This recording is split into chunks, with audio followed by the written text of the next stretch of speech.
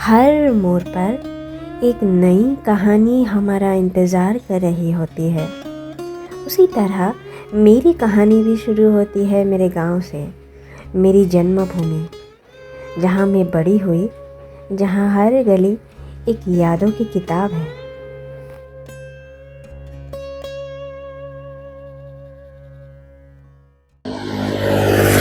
आज मेरी वीडियो की शुरुआत हो ही रही है हाईवे से, जैसे कि आप देख सकते हो। तो बात यह है कि मैं आज जा रही हूँ अपने मायके, मेरा अपना घर जो कि असम में है, बरगुलाई करके है, जो सेमी रूरल एरिया है और ये पड़ता है तिनसुकिया डिस्ट्रिक्ट के अंदर में। तो मैं वहाँ से जाने वाली हूँ गुवाहाटी, कुछ मेरा ऑफिशियल काम है और गुवाहाटी से मेरा बहुत ही पुराना एक रिश्ता है। तो खैर फिलहाल तो मैं घर जा रही हूँ, तो चलिए मेरे साथ।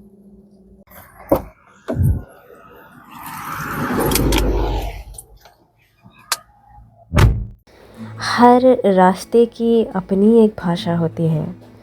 कभी खामोशी से बात करती है तो कभी रूह को छू जाती है। पासीघाट से मेरे घर का सफ़र सुंदर नज़ारों से गुजरता है। सुनहरी खेत, हरे भरे चाय के बागान मेरे घर की और याद दिला रहे थे। तो फाइनली मैं घर पहुंच गई हूँ। अभी ऑलमोस्ट 10:20 ऑलमोस्ट 10:30 हो रहा है।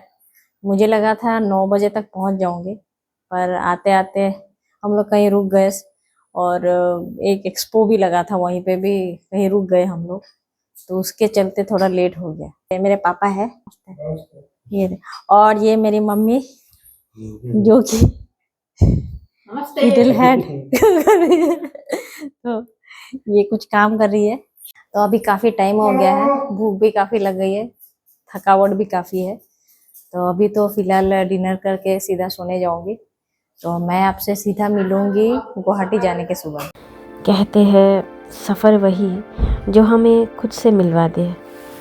बरागुलाई से निकले हैं एक नई सफ़र पर, गुवाहाटी, जो मेरे दिल के बेहद करीब है, क्योंकि यहाँ मैंने अपनी ज़िंदगी के ख़ास पल बिताए हैं। हर शहर की एक आत्मा होती है और गुवाहाटी वो शहर है जिसकी आत्मा बहती है ब्रह्मपुत्र की लहरों से, जिसकी सांसों में बसी है सदियों पुरानी आस्था, इतिहास और रहस्य। असम गुवाहाटी सिर्फ एक शहर नहीं, बल्कि पूर्वोत्तर भारत का प्रमुख द्वार है। गुहा मतलब सुपारी और हाट मतलब बाजार। नदी किनारे बसा ये शहर कभी सुपारी के व्यापार का प्रमुख केंद्र था, लेकिन आज यह आस्था, संस्कृति और आधुनिकता का संगम बन चुका है।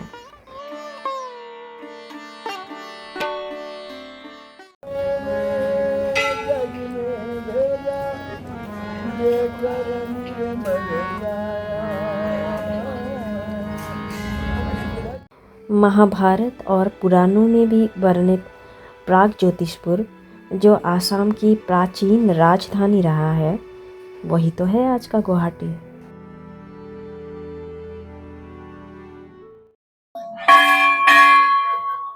कहते हैं नरकासुर यहीं का राजा हुआ करता था, वही असुर जिसे भगवान श्री कृष्ण ने वध किया था।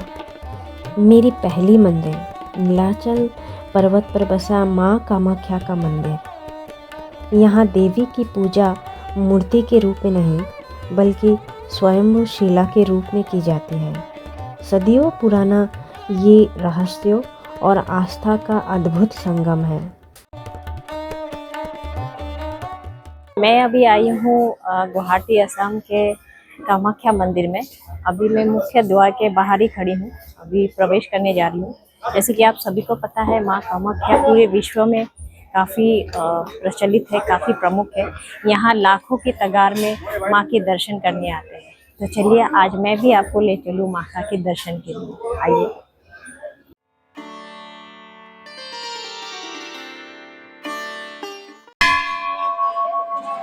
भारत के 51 शक्तिपीठों में से एक जहाँ माँ सती का गर्भ भाग गिरा था, यहाँ देवी को योनि स्वरूप में पूजा जाता है। एक ऐसी मान्यता है जो शक्ति और नारीतत्व का उत्सव मनाया जाता है। नमस्ते गुरुजी। नमस्ते, श्री मात्रे नमः। हमारे शास्त्र में शक्तिपीठों का अनन्य साधारण महत्व है। तो ये शक्तिपीठों में सभी से सबसे पावरफुल माँ कामाख्या का शक्तिपीठ है। यहीं पे भगवती का जो गर्भ मुख्य भाग है, योनि भाग है, वो गिरा था। तो इसमें क्या बोलते हैं कि कामाख्या ये शक्तियों की या सभी शक्तिपीठों की राजधानी है ना। तो कामाख्या यानी क्या है, जहाँ पे मन में जो भी हमारे कामना उठती है, जो इच्छा उठती है, तो वो पूरी करने वाली, कामनाओं की पूर्ति करने वाली कौन है, तो वो कामाख्या। क्या बोल सकते हैं उसको, काम की व्याख्या जो सही से जानती है, या काम या कामना जिससे ही पूर्ण होती है, ऐसी वो कामाख्या।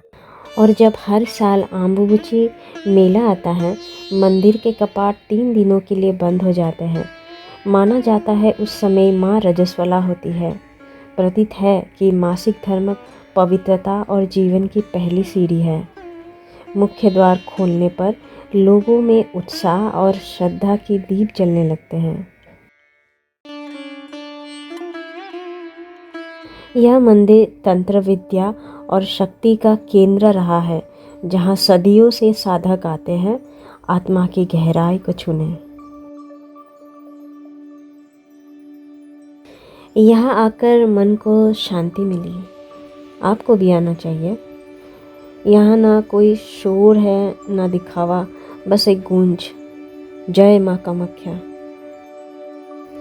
माँ के दर्शन के बाद इस बार अपने परिवार के साथ गई ऐसा स्थान जहाँ दक्षिण भारत की वास्तुकला, उत्तर पूर्व की भूमि और भक्ति की भावना एक साथ मिलती है। भव्य तिरुपति बालाजी मंदिर। मैं अभी बालाजी मंदिर हूँ। मैं एक्चुअली गुवाहाटी कल रात को ही पहुँची हूँ।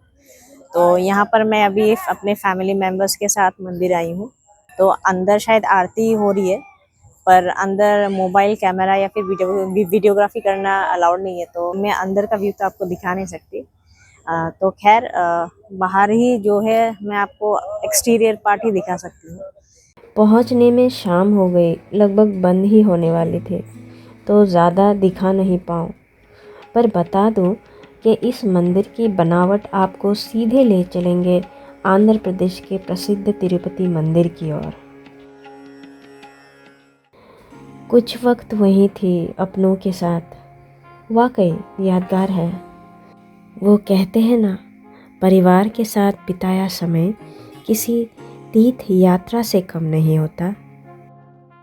अभी दर्शन तो हो गया है, तो यहाँ पर मुझे कुछ डोसा एक्सप्रेस करके कुछ स्नैक्स कॉर्नर दिखा, तो वहाँ से अभी डोसा ऑर्डर किया। तो ये मेरे फैमिली मेम्बर्स है, वो लोग खा रहे हैं, तो और ऑर्डर कर रहे हैं। तो अब खा पी के फिर यहाँ से निकलेंगे। कभी कभी बिना कोई मकसद के भी ट्रैवल करने से वो सुकून मिलता है जिसे आप शायद बरसों से तलाश रहे हो।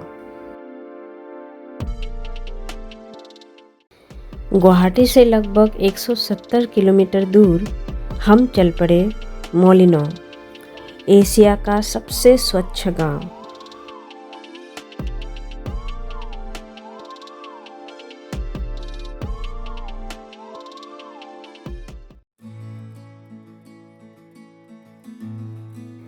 वहाँ पहुँचते ही हमें मिले बारिश की बूंदें, बादल और दिलकश नज़ारे दिल में उतर गए। मैं इस वक्त आई हूँ मेघालय के मोलिनोंग जगह पर। शायद मुझे बताने की ज़रूरत नहीं है इस जगह के बारे में कि ये एशिया का सबसे क्लीनेस्ट विलेज है। और यहाँ जो विलेज के लोग हैं ये काफ़ी एक्टिव रहते हैं अपने वातावरण को बचाने के लिए, इसीलिए साफ सफाई का बेहद ध्यान देते हैं। तो आइए मैं आपको ले चलती हूँ मोलिनोंग के शहर पर। यहाँ आकर मुझे सोचने पर मजबूर कर दिया, जब सोच साफ हो तो गांव भी मंदिर बन जाता है।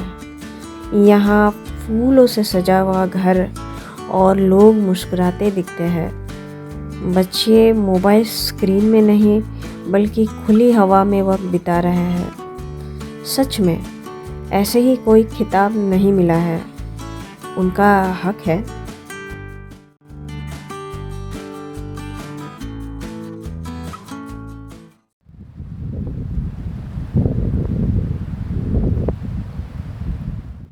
लोगों से पता चला यहाँ के सिंगल लिविंग रूट ब्रिज के बारे में। ब्रिज जो इंसानी कारीगरी नहीं बल्कि प्राकृतिक चमत्कार का एक नमूना था। सही में आप लोगों को भी एक बार ज़रूर आना चाहिए।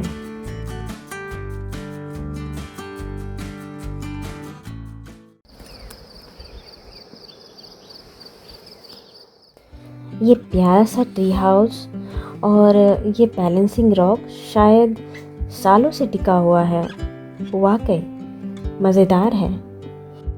मेरा ये सफ़र यूं ही ख़त्म नहीं होता, क्योंकि असली सफ़र तो वो है जो आपको थोड़ा और इंसान बनाती है। मेरे घर से लेकर मोलिनोंग तक हर मोड़, हर मुस्कान और हर एहसास अब मिकी टेल्स की कहानी बन चुकी है। Didn't have any hope at all. You give me peace divine, strength to carry on. मेरा आज का सफ़र यहीं तक का है। फिर मिलूंगी एक नई कहानी के साथ।